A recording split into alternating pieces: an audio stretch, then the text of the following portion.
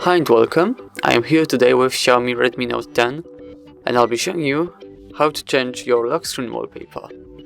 First, you have to take your finger and place it anywhere on the screen, tap and hold for a while. Now, from this bottom section right there, you have to pick Wallpaper.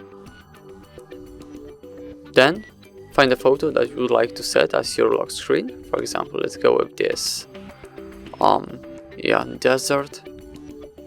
Tap on apply and then just simply pick set as lock screen. Lock screen wallpaper applied. Now if we go and lock our phone and try to open it, as you'll see, the lock screen is changed. And that's everything. Thank you so much for watching.